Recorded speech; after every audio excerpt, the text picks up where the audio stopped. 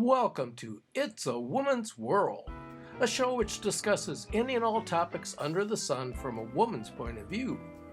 Our show believes that women should be treated with respect at all times and in all places. Here's today's moderator, Dr. Susan Strauss. Hi, and welcome to It's a Woman's World. And have we got a wonderful program for you today? I'm Dr. Susan Strauss, and fortunately, I am co-hosting with a number of wonderfully diverse women. And the first one is Ali, and we'll let them introduce themselves. Hello, Ali Nathani. Susan, it's so good to see you. And it is good to see you. It's been a while, so I'm very happy to be here.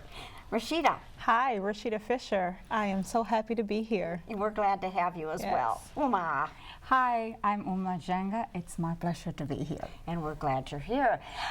Yes, Jamila Pettiford. Yes, Jamila Pettiford. Always an honor. Yeah. Thank you.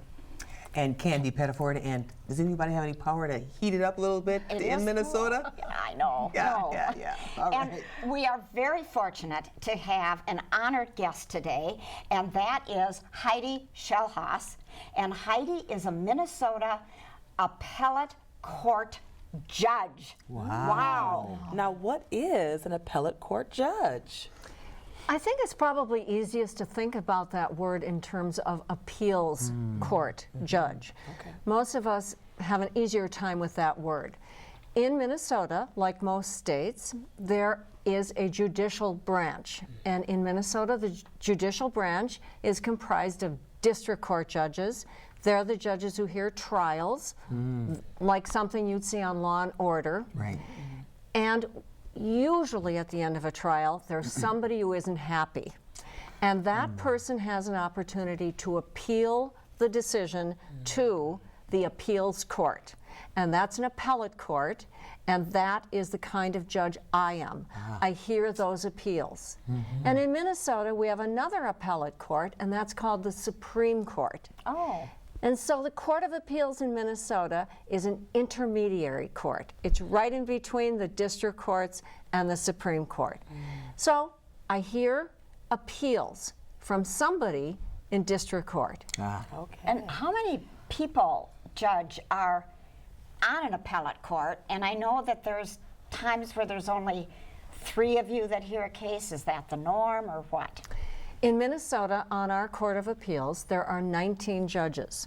We're from all across the state, and we hear our cases in 3 judge panels. So I never sit in the courtroom alone. I'm always in the courtroom with 2 other judges. Our panels are comprised arbitrarily. A computer does it. And so every 3 months, I'll be on a different panel with 2 other judges. Every once in a while, because the computer makes the decision, I'll serve with the same judge for 2 quarters in a row. But all of our cases are heard by 3 judges. Interesting. On Excuse me, is the computer intended to sort of minimize any bias of 3 judges working together consistently? We have decided that it's a good idea for us to try to work with everybody on the court. But primarily we have the computer making the decisions because we want the decision to be random. We're not picking judges to hear certain types of cases. It's entirely random. And that's a good way to support and promote fair justice. Okay. Absolutely. So what are the typical challenges that you face being a woman judge? I'm very happy to say that in Minnesota, on the Court of Appeals, out of the 19 judges, 10 of us are women. Wow. That's great. So I will tell you that as a judge on the Minnesota Court of Appeals, I don't face any challenges because I'm a woman. Wow. Okay. Now, I did serve as a district court judge for 11 years before I became an appellate court judge. And there, the division of men and women wasn't the same. And I can tell you that right now in the state of Minnesota, there are 293 district court judges. Whoa. Of that 293, 129 Oh, good. are women, which is about 44%. Okay. That includes a woman that Governor Dayton just recently appointed. She hasn't started yet.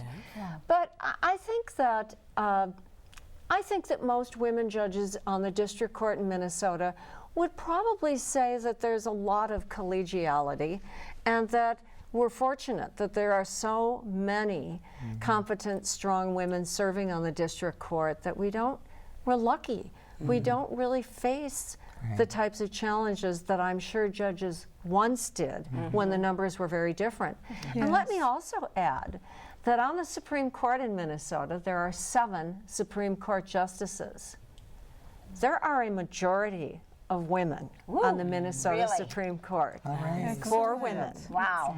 And there's 1 vacancy because a man, Justice Strauss, was appointed to the Federal Court of Appeals. Governor Dayton is now considering who to fill that vacancy. Wow. He has it narrowed down to 4 finalists, one of whom is a woman. She serves currently on the Minnesota Court of Appeals. She's the former commissioner of the Department of Human Services in Minnesota. He appointed her to that position, Lucinda Jessen. Oh, yeah. And should she become the next Minnesota Supreme Court, there would be 5. Wow.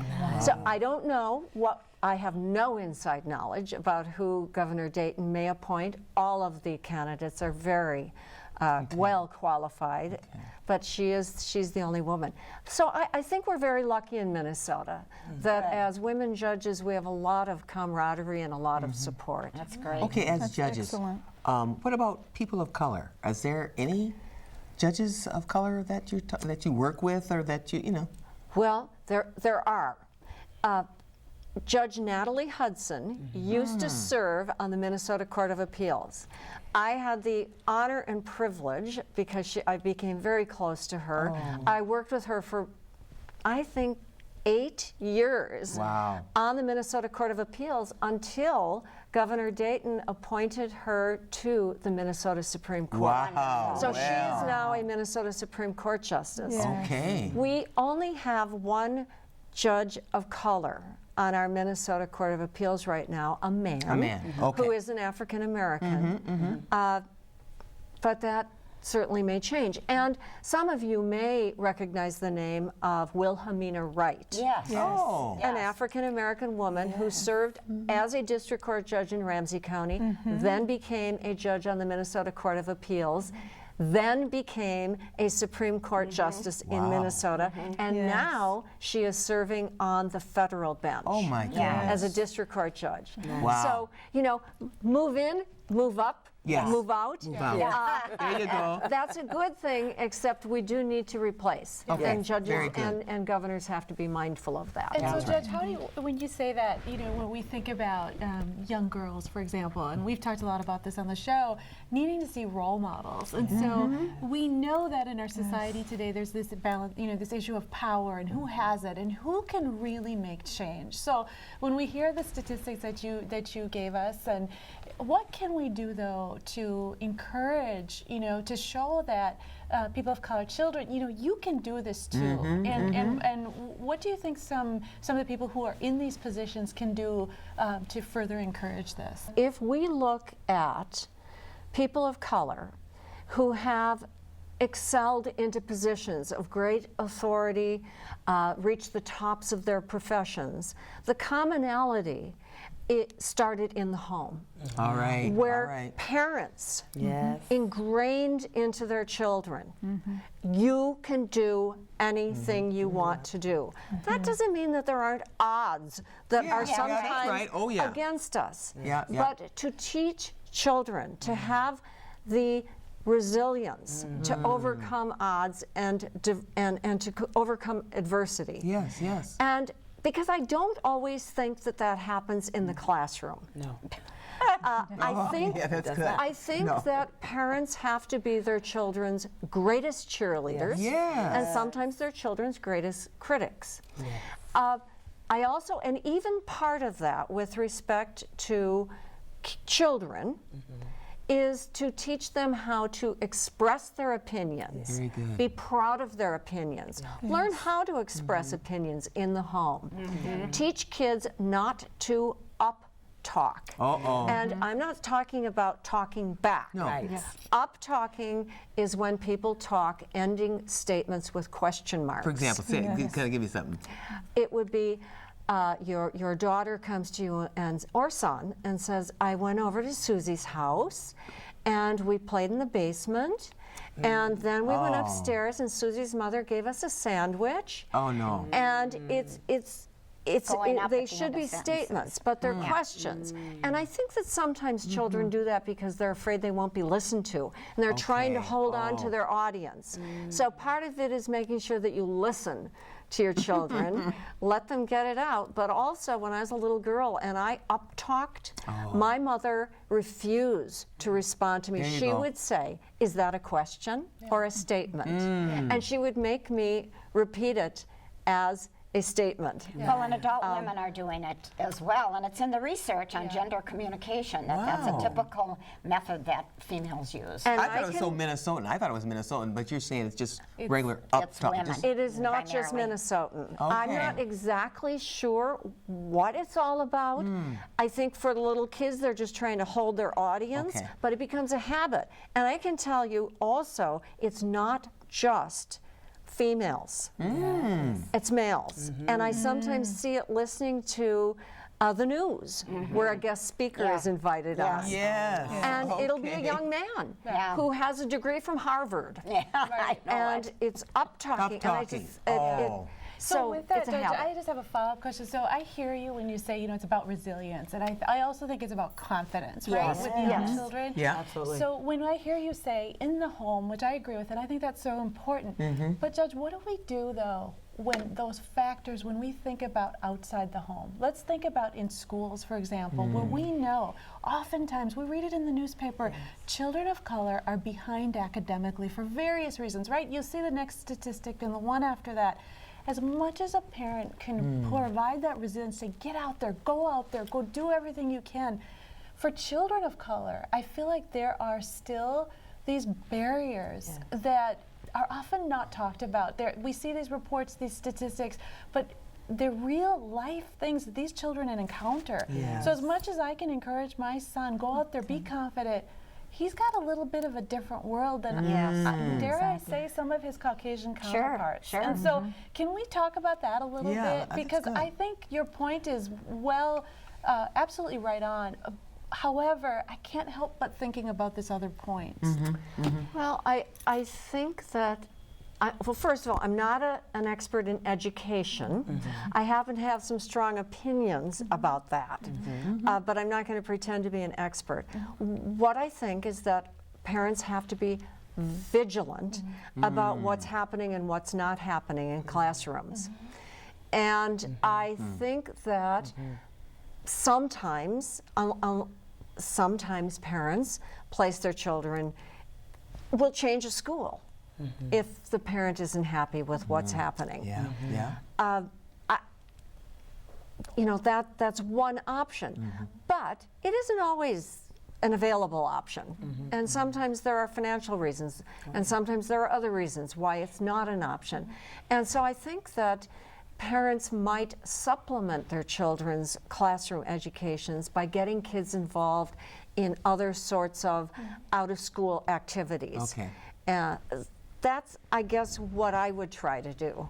I think that's true, that we need to encourage these children. I think but we need partners outside of the home. Yes. And I Oh, think absolutely. that's the point you're trying to make, that absolutely right. Yeah. we need to gather, we can do as much as we can in the home as parents, but I think that in the community groups and reaching out, I think that's where what it's all The about. environment. Absolutely. When you are an appellate court judge and there are three of you, when we always hear the outcomes of the U.S. Supreme Court, it seems to be divided along partisan lines, the 5-4, and it's very deliberately partisan. I'd like to know two things, I guess. One, what your take is on that, but number two, as an appellate court judge, when there's only three of you, what do you do when you all don't agree? What happens with that? Good That's question. That's a great question. We have the ability on the appellate court, if we don't disagree, as a single judge, if we don't disagree with what the other two judges think should happen in a case, we can dissent. And what that means is that we very respectfully tell the other two judges, who are known as the majority in the case, that we don't agree, and we write a dissent. And that dissent always starts out with, I respectfully dissent from the majority's opinion. And then we write a brief explanation about how we think the case should be resolved, why we don't disagree, why we think the law is what it is from our perspective. And sometimes that gets the attention of the Supreme Court. Because let me explain. People have an absolute right to appeal from the district court to the Court of Appeals. We can't say no as long as the timing deadlines are met. All right. The Supreme Court is what's called a court of discretionary review. It gets to decide which cases it will review on appeal. And so sometimes a dissent will catch the attention of the Supreme Court and say, oh, the Court of Appeals was divided about this case. And it might encourage one of the attorneys to ask for review, and it might get review. But we do have that option to disagree in writing. Otherwise, does the majority get their way, so to speak, in the appellate's decision? Oh, yes. Okay. Yeah, the majority opinion is the opinion. It is the rule. That's the rule. Yes. Now, in your position, do you ever have times in which you have to make a decision that you do not personally agree with, that goes against some of your own understanding of things, in which you have to adhere to the law? I would say that's particularly true as an appellate court judge. And this is because of something that drives all of our decision making on the Court of Appeals. We are an error-correcting court. We are deciding whether or not a judge or the decider below us made a mistake, made an error. We usually, for example, in a sentencing case, in a criminal case, when the defendant doesn't like the sentence that's been given by the district court judge, there's a right of appeal to the Court of Appeals. But our standard of review is abuse of discretion. It's difficult to overcome that standard for a defendant because we're deferring to the district court. So unless the district court really made some bad mistakes and made a sentence that is unlawful or didn't consider all the facts, for example, that sentence is probably going to stick. So the answer to the question is not just in criminal cases, but in many cases, even as matters of law, which we review de novo. That means that we give it a fresh look, not an abuse of discretion standard. We're bound by the law. So we judges take an oath to follow the law. We're bound to follow the law, and we have to follow the law even when we don't agree with what the legislature has decided. I'm just curious, so what kind of cases typically you deal with? I'm just curious. What sort of cases do I get? Well, every week as an appellate court judge, I get 6 new cases assigned to me. And those cases are randomly determined by the clerk's office. Nobody is giving Judge Shellhas certain cases. They're all randomly decided. My panel will get that random assignment.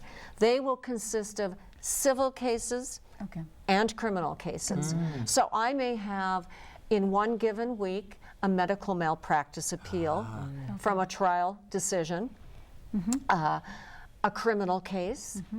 In fact, usually we have 2 or 3 criminal cases on each calendar. It might be an unemployment benefits decision, because we also review all of the agency decisions in the state, as well as licensing decisions.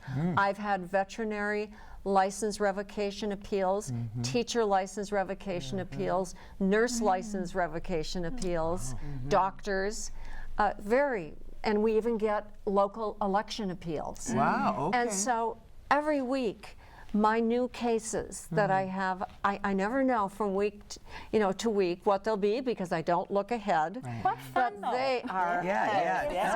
The variety. It's the best job in the world. And you would just have ongoing learning, I Yes. would think. Yes. What percentage, if you know, of appellate court decisions overturn a district court? Probably not more than 20%. Okay. It might be about 18%, 20%. And again, this is because of our standard of review. We aren't going to reverse unless a district court judge has abused her discretion or made an error at law. And we have very good judges in this state, so that doesn't happen very often. So Heidi, I'd like to just to kind of go in the weeds a little bit with that one. And I know that judges uphold the law. They don't make the laws. That happens in a different branch of government. And there's a long history across the United States and even in Minnesota where laws have been found to be to have disproportionality, so that they are impacting certain people groups with disparity.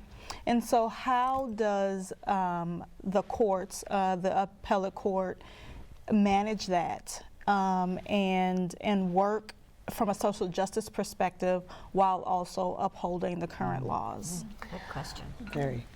And that is an excellent question. I would say that the appellate court really isn't in a position to address those issues because of our standard of review. We are not the initial judge who makes the decision. Right.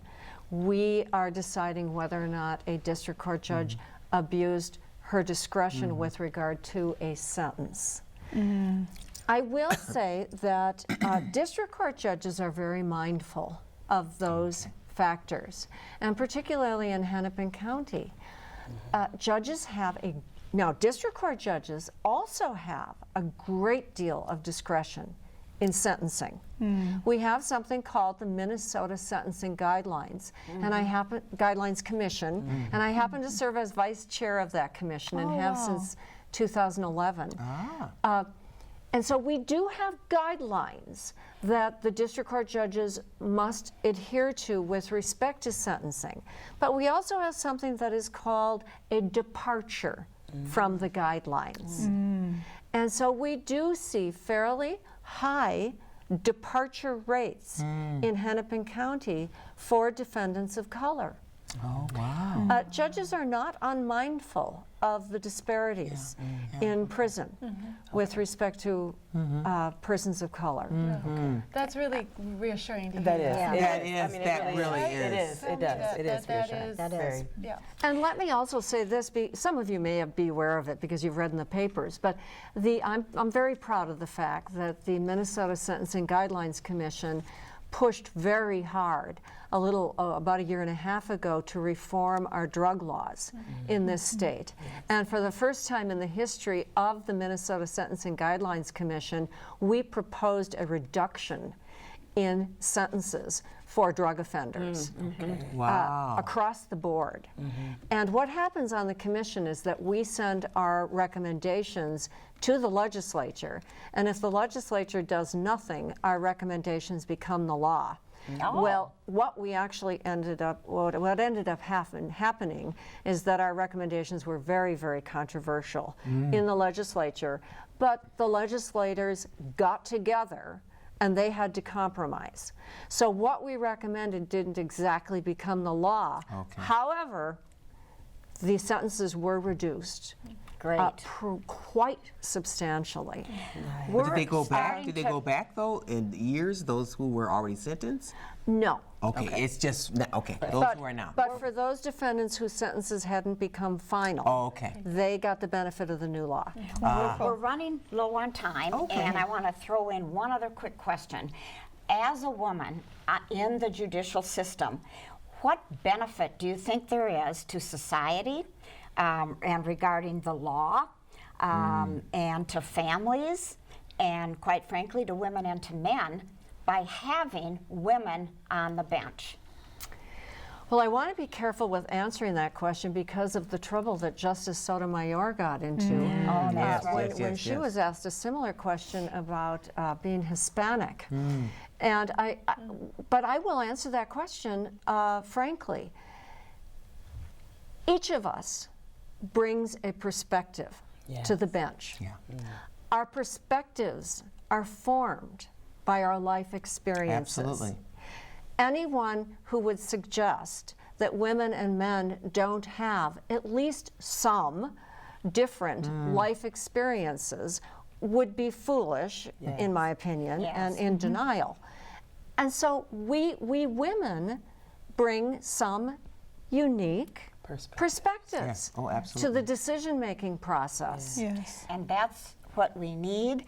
And I'm Yes. going to cut us short here. I'm sorry, Judge, if I'm cutting That's you all out. But I wanted to just give a little bit of the last few minutes here to Uma, because this is her last show with us. That's very kind of you guys. And we are just going to miss you so much, aren't we? Yes. It's just Oh, hard to Uma. believe that she's going to Atlanta, Georgia, where she will be warm this time of year next year. Yes. But we will miss you so much. It was really like, another family out here, honestly. I always used to be very excited to come here and meet you all, and I cannot thank you enough for all the support that you all gave me. Thank you, Mike, for giving me an opportunity to be in the show, and thank you, Ellie. She was the one who first introduced me. I remember So, that. Well, I tell you, I'm living next to this person who is super talented and has so many gifts to give the world. And so what an amazing,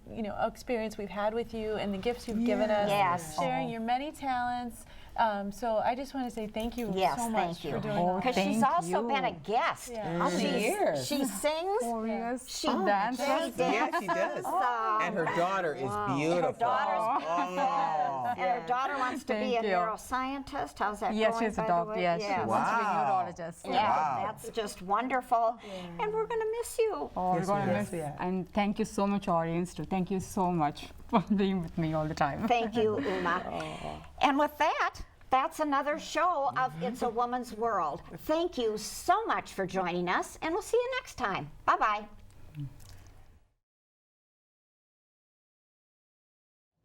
Kiyak yak, ab ki